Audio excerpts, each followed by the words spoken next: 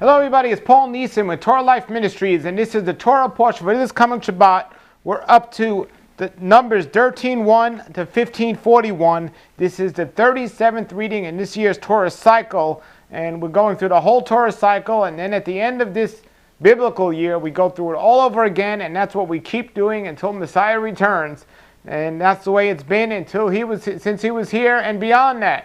So we're going to keep reading the Torah to learn it, to learn what he wants us to do. Torah is known as the instructions and guidelines, and that is exactly what he gave us and he wants us to follow. So we're going to do our best to follow these guidelines and instructions. And to start with, we have to know what they are.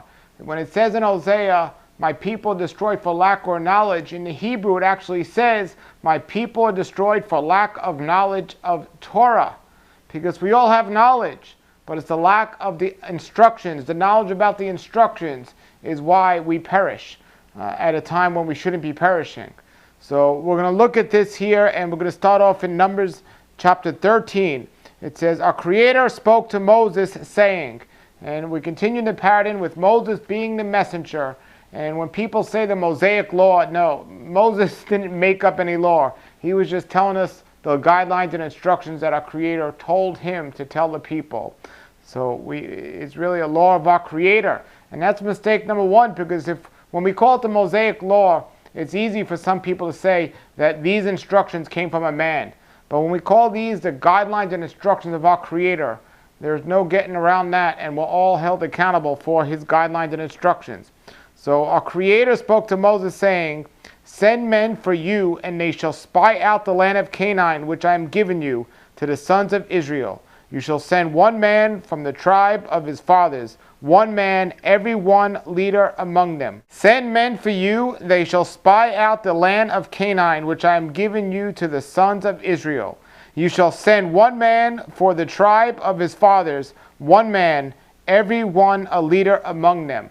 Now Canaan was the land that Abraham, almost 400 years prior to this, was in when our Creator spoke to him saying, this land will be the land of your descendants. It's known as the promised land for that reason. The covenant that he made with Abraham was that your sons will come into this land and it will be their land. That's the land of Canaan, which today is Israel. That is the promised land. So verse 3 says, and by the command of Yahweh, Moses sent them from the wilderness of Paran. They were all of them men, heads of the sons of Israel. And these were the names of the sons of the tribe of Reuben, Shamu, the son of Zukar. And then it goes and names each tribe and each person that Moses picked according to our Creator's instructions. And we can go through all these different names. It's important to read the pronunciation. Well, that's another story, but we see each tribe picking a person to go spy out the land, just as the instruction says. Basically, verse 5 talks about the tribe of Simon, and it says Shaphat, the son of Hori, and then the tribe of Judah, which is Caleb, the son of Jephunneh. Okay, the names, the pronunciations, well, there we go. But that was Judah, and remember Caleb. So Caleb is important because it was Caleb and Joshua, the only two of the children that came out of Egypt that went into the promised land because of everything that the children didn't do. Caleb and Joshua, the ones that were righteous, the only ones of the whole bunch that were righteous. So then verse 7, the tribe of Issachar, and it goes through all the tribes, the tribe of Ephraim, the tribe of Benjamin, Zebulun, Joseph, tribe of Dan, the tribe of Asher, Naphtali, and the tribe of Gad. And then we're going to skip down to verse 16 here. It says, these were the names of the men who Moses sent to spy out the land. And Moses called Hoshua, the son of Nun, Joshua. Now, there are several things to know here. First of all, our Creator didn't want the children necessarily to go into the land, but this is what they wanted to do. And he let them do what they wanted to do. Because they had fear and doubt and distrust. They wanted to go spy out the land before then. He already told them, I'm going to give you a land of milk and honey. I'm going to give you the best of the best. I made this covenant with you, and Abraham was already in the land, and I'm sure Abraham told Isaac and told Jacob, and it went down the line to his children of the land, the promised land, and all about it, how fertile it was and how amazing it was. But the children's lack of faith, because of their lack of faith, they wanted to go into the land. They wanted to see for themselves. They wanted to know what they were getting themselves into. So our Creator says, and it's a pattern of Scripture, you want to go? Okay, well go. So he tells Moses to take these children and let them go and let them see. Now that created a problem, of course, because if they didn't have to go beforehand, if they would have went on faith, knowing what our Creator promised them and having faith that the land would be given to them, they didn't have to go before and spy the land, and they could have went there and it all would have been well. But what happened? They pick one of each of the tribe, they go in there and they come back with a false report that we're going to be reading. And this was the beginning of the end of any hope of the children that left Egypt coming into the land of the promised land, because after this, that was the last straw. They weren't going in. Anyone except Caleb and Joshua, everyone else was either born in a desert or under the age of the census coming out of the land of Egypt, because this is what man's own lack of faith caused.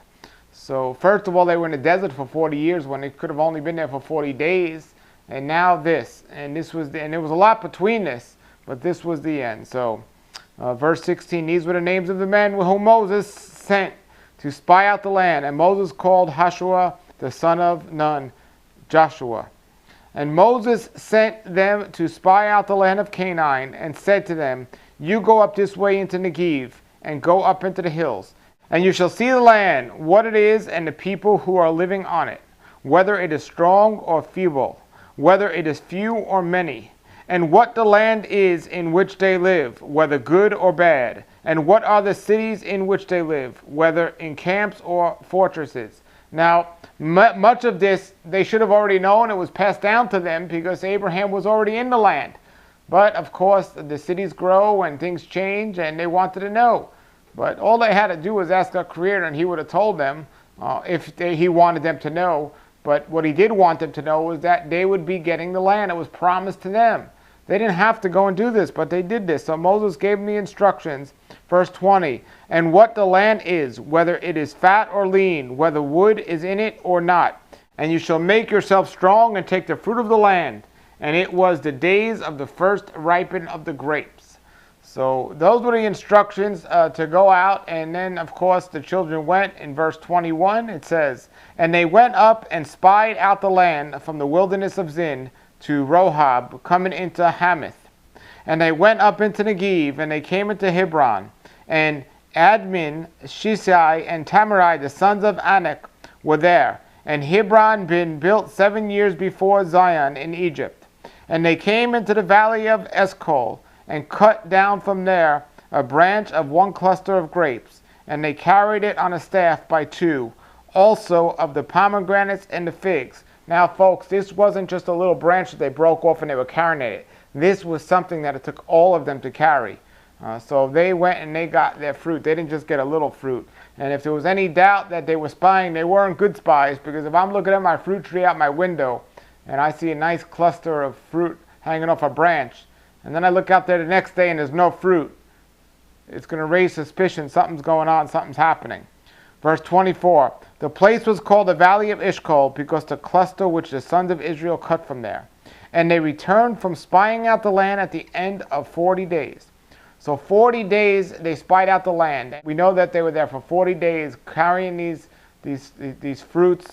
Maybe they're not all 40 days. They didn't just go in there the first day. But they got the fruit. They saw the land. In verse 26, and they went and came into Moses and to Aaron, and to all the company of the congregation of the sons of Israel, to the wilderness of Paran, to Kadesh. And they brought them and all the congregation word, and made them see the fruit of the land. So now they're coming back with the proof that we were in the land and we got the proof. And they reported to him and said, we came to the land where you sent us, and indeed it is flowing with milk and honey, and this is its fruit. Well, that shouldn't have been any surprise, because that's always the way it's been, and Abraham knew that, and this was the land that was promised to them, as we said. Verse 28, but the people that live in the land are fierce. Now this is the report that the children are giving, and this is very overlooked in Scripture, the significance of what happened here.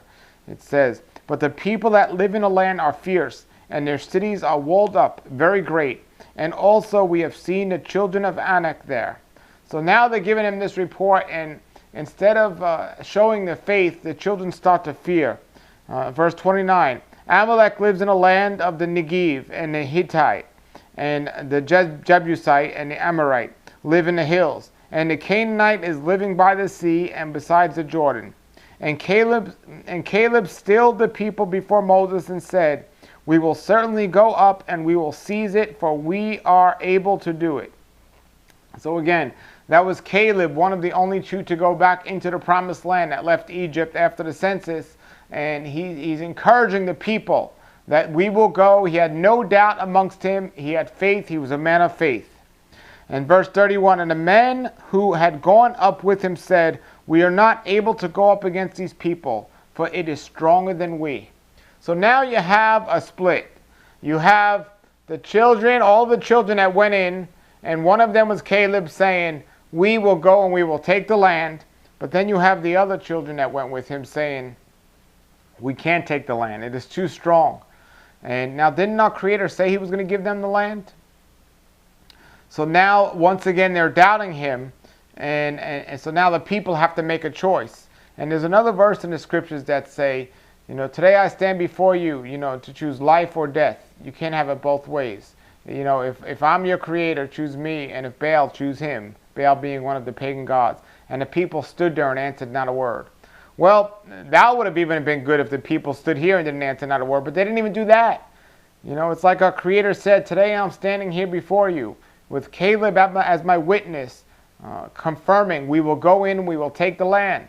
But everyone else, "No, it's too strong for us, we can't do it." Didn't our Creator already make them get away from the Egyptians, even when they were chased, part of the Red Sea? But they say we can't do it. Now there was a choice. What are all of the people going to decide to do? Are they going to be with Caleb? Are they going to have faith and they're going to go into the land? Or are they going to listen to this negative report and let fear strike them and complain and moan? Well, let's see. Verse 32, "And they sent out an evil report of the land which they had spied out to the sons of Israel, saying, 'The land into which we passed to spy out is a land eating up ones living in it. And all the people we saw in its midst were men of stature. And we saw the giants there, and the sons of Anak of the giants. And we were in our own eyes as grasshoppers, and so we were in their eyes.'" So now, even if this is true, it shouldn't have bothered the people if they had faith. Our Creator said it. He already proved Himself.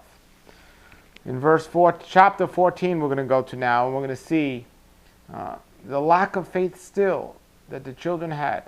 And it reminds me today the lack of faith that people have in Yeshua Messiah with all that's going on in this world.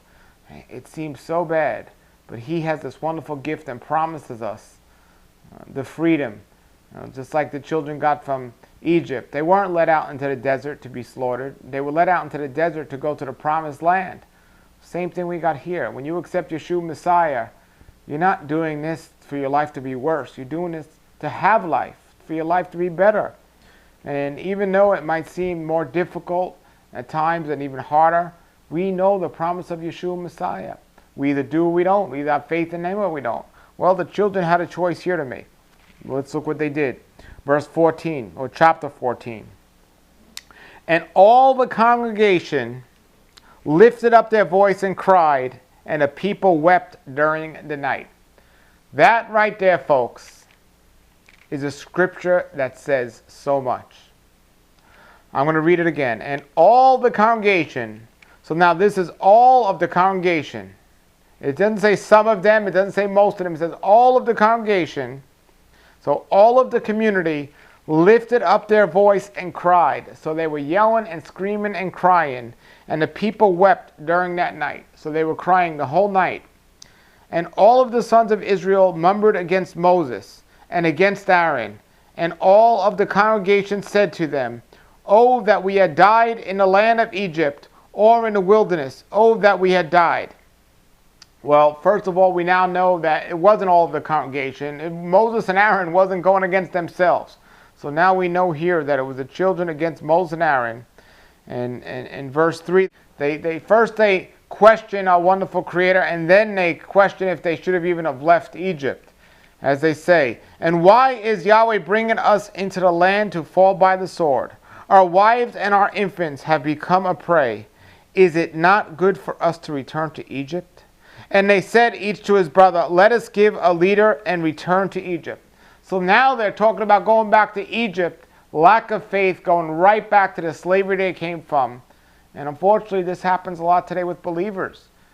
They accept Yeshua and they think they're believers, but then they see they got to live a righteous life, but they don't want to. They miss the life they lived before.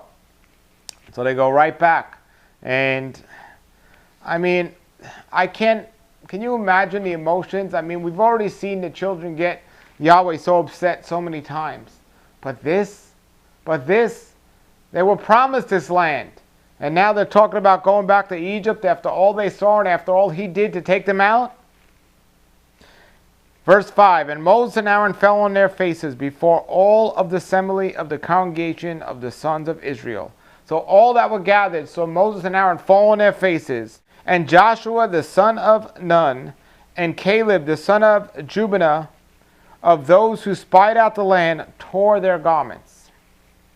And they spoke to all of the congregation of the sons of Israel, saying, the land into which we passed to spy out is an exceedingly good land. So now again, Joshua and Caleb, the two special ones that literally saved or tried to save the people from perishing before they can go into the land, but they made the effort here. They said it one last time. Verse 8, if Yahweh has delighted in us, then he will bring us into the land and will give it to us, a land which is flowing with milk and honey. So they first say, if he says he'll give it to us, he'll give it to us.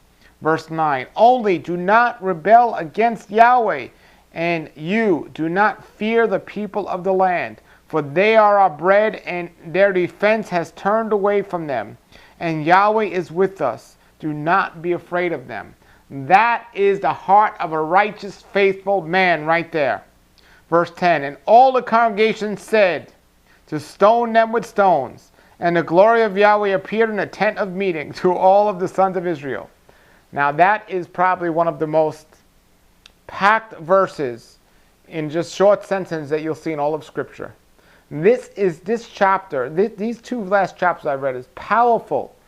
But you look at 14:10, after Caleb and Joshua give the people a chance to turn around and say, look, we know it seems bad, but do not be scared, do not be afraid. So all of a sudden, what are the people going to decide? And, you know, it's kind of like when Yeshua was there, and then they said, who should we set free? Should we set free this person, or should we set free Yeshua? And the people said to crucify Yeshua. It's like just exactly what happened here. It says, do not be afraid of them. And then verse 10 again. And all the congregation said to stone them with stones. Just like Yeshua, crucify him. Just like him, stone them for saying this. And then our Creator comes to their rescue. And the glory of Yahweh appeared in a tent of meeting to all of the sons of Israel. And Yahweh said to Moses, until when will these people despise me? And until when they continue not to believe in me? For all the signs I have done in its midst. So our Creator's questioning, why still do they not see this? And now the punishment. Verse 12, I shall strike them with sickness and dispose it, or destroy them. And I will make you a nation greater and mightier than it. So that's it right there. I will strike them with sickness and destroy them. All the people that were complaining. And the only ones that were left were going to be Joshua and Caleb. And Moses said to Yahweh, and if you do that, the Egyptians will hear about it. For you have brought up these people out of their midst with your power. And they will say to the one living in this land, they have heard that you, Yahweh, are in the midst of this people, who has seen eye to eye. You, Yahweh, and your cloud stands over them in a pillar of cloud. You go before them by day in a pillar of fire by night. And you will cause the people to die as one man. Then the nations who have heard your fame will speak, saying, because Yahweh is not able to bring this people into the land which he swore to them, therefore he has slain them in the wilderness. And now I beg you, let the power of Yahweh be great, as you have spoken, saying, Yahweh is slow to anger, and of great mercy, bearing away the iniquity and transgression. And by no means will it clear the guilty, visiting the iniquity of the fathers on the sons, on the third and fourth generation.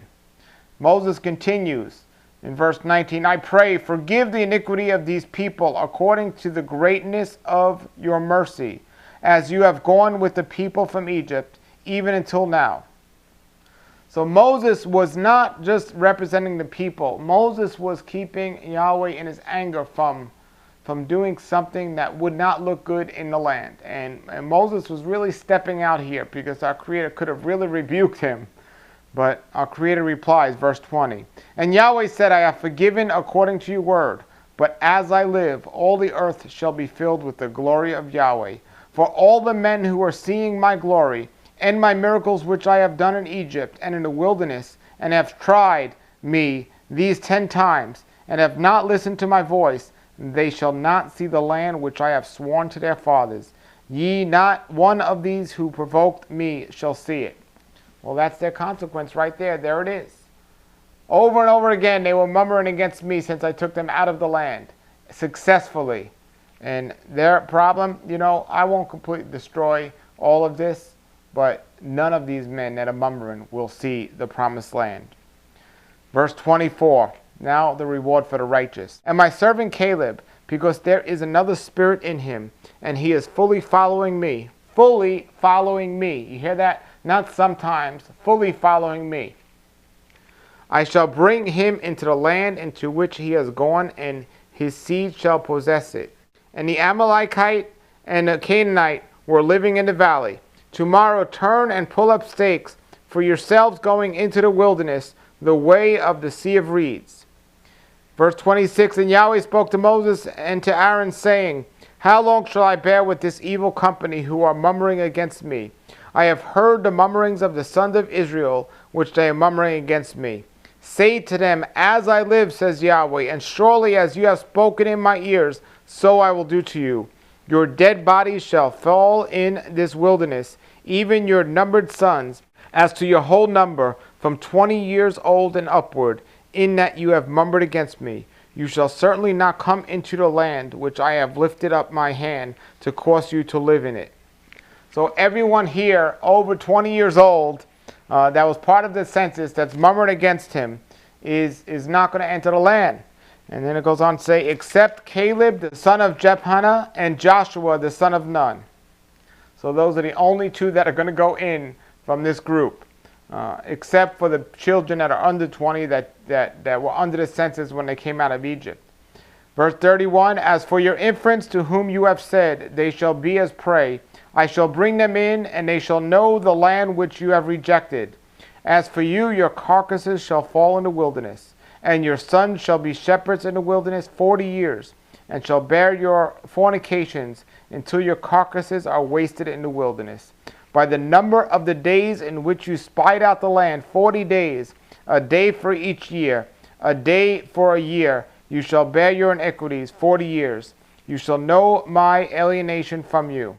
Now, this day for a year is quite common and used several times in Scripture when a punishment was given. For each day, there was a year of their punishment for this. This was several times throughout Scripture. Verse 35, I am Yahweh, I have spoken. I shall do this to all this evil company who are gathered together against me. They shall be brought to an end in this wilderness, and then they shall die. And the men whom Moses had sent to spy out the land, and who, when they returned, made all the congregation to murmur against him, by bringing up an evil report against the land, even those men bringing up the evil report to the land, died by the plague before Yahweh. So his word was carried out. But Joshua the son of Nun, and Caleb the son of Jephunneh, remained alive of those men that went to spy out the land. So they were the only two left of the spies. So Moses told all the words to the sons of Israel, and the people mourned that day. And they rose up early in the morning and went up to the top of the mountain, saying, Behold, We are here, and we will go up to the place where Yahweh has said, for we have sinned. And Moses said, why do you now transgress the mouth of Yahweh, since it will not prosper? Do not go up, for Yahweh is not in your midst, and you will be defeated by your enemies. For the Amalekite and the Canaanite, they are there before you, and you shall fall by the sword, because you have turned back from following Yahweh, and Yahweh is not with you. And they presumed to go up to the top of the mountain, but the ark of the covenant of Yahweh and Moses did not leave the middle of the camp. And the Amalekites and the Canaanites living in that mountain came down and struck them, and beat them down to Haram. Again, our Creator gave the instructions, the people didn't listen, and the result. So, folks, we have a choice. And people might look at the scriptures and say, when they see a tragedy or something happen, not understanding why certain things happen, everything has a consequence. We might not understand it, we might not see it, but everything has a consequence, and everything that happens, our Creator allows to happen. I'm not saying we can figure out the righteous reason that happens, or even if there is a righteous reason, but there is a reason, and He allows these things to happen. These tragedies that are in the world today, sometimes they don't seem as a lot to us if they're not as personal, but when they're personal, they're just such a terrible tragedy in our lives. But He let it happen for a reason, and He has a plan, and we need to stick to His plan. And we need to understand that. And He also says, in Jeremiah, He says, I have plans for you, and I offer you a future and a hope. Then there's in Ezekiel, it said, I take no pleasure in the death of wicked people. I only want them to change from their wicked ways so they can live. So what is changing from your wicked ways? To stop living against the instructions and guidelines of our Creator. Stop living in sin. Yeshua said over and over again, go and sin no more. Basically, go and stop disobeying the instructions and guidelines that are found here in the foundation of all Scripture, known as the Torah. Now we're up to chapter 15, and we're going to continue to see what happened in chapter 15, verse 1.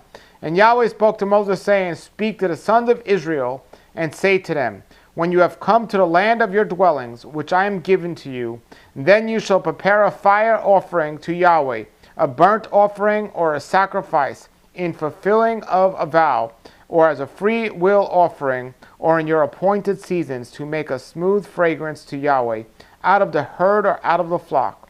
And he who is bringing his offering to Yahweh shall bear near food or offering of flour, a 10th part mixed with the 4th of hin of oil. And then he gets into the wine offering and the drink offering, and he talks about all about the offering. You thought we got away from it? No, we covered it a lot in Leviticus. And these are offerings for the things that had to be done. And he goes down and covers this all the way to chapter verse 14, 15:14, saying, and if any alien lives with you, or whoever may be among you, throughout your generations, and desires to offer a fire offering of soothing fragrance to Yahweh, as you do, so he shall do. As for the congregation, there shall be one statute, both for both you and for the alien that lives with you, a never-ending statute throughout all your generations. As you are, so shall the alien before you be. So there's one statute. There's There's no separation. Every single person that's part of the community of Israel has the same instructions. I don't know where people get this idea that the law or the guidelines and instructions of the Torah was given only to the Jewish people. No, every single person in this community was accountable for it and must have kept and had to keep it. So we just got to read our scriptures, and it's quite clear. Verse 16, there shall be one law and one ordinance for both you and for the alien that lives with you. And Yahweh spoke to Moses, saying, speak to the sons of Israel, and say to them, when you come into the land to which I bring you, then it shall be that when you eat of the bread of the land, you shall lift up a heave offering to Yahweh. So now he's talking about when you're coming into the land, what is to be done. You shall lift up a cake for the first of your dough, as have a heave offering, as the heave offering of the thrusting floor, so you shall lift it up. You shall give the first of your dough to Yahweh, a heave offering for your generations. And when you shall err and shall not perform all these commands which Yahweh has spoken to Moses, even all that Yahweh has commanded you by the hand of Moses from the day that Yahweh commanded, and onward for your generations. Then it shall be, for if it be done in ignorance by the congregation without knowledge, even all the congregation shall offer a son of the herd, one bull for a burnt offering, for a soothing fragrance to Yahweh. And it is a food offering and its drink offering according to the ordinance, and one kid of the goats for a sin offering. Now, we discussed the different type of offerings. There were different offerings for different reasons. But as we said when we talked about the offerings in Leviticus, if something was done unintentionally, you were able to make an offering for it. But if it was done intentionally, then there was no offering for it. There's no way for redemption if you purposely would continue to break the guidelines and instructions.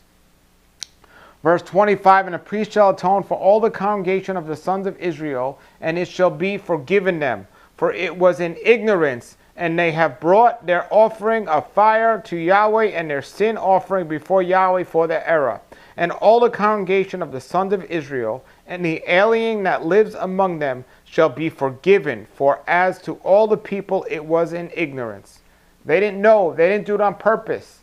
But it goes on to say, and if a person sins through ignorance, then he shall bring a she-goat of the first year for a sin offering, and the priest shall atone for the soul that errs when he sins through ignorance before Yahweh to atone for him, and he shall be forgiven.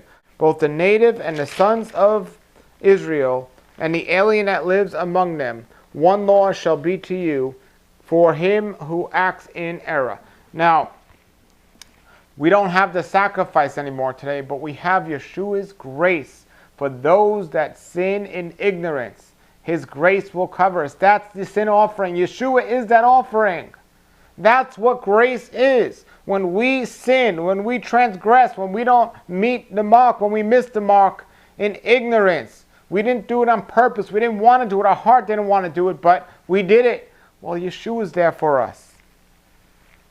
Verse 30, and the soul that does anything with a high hand in defiance, whether of a native or an alien, the same blasphemies Yahweh, and that person shall be cut off from the midst of his people. You see, now if you do it on purpose, it's different. There's no forgiveness for that. The same thing with Yeshua Messiah. If you continue to go against the guidelines and instructions on purpose, it shows your heart. Verse 31, for he's despised the word of Yahweh, and he has broken his commands. That soul shall utterly be cut off, his iniquity shall be on him.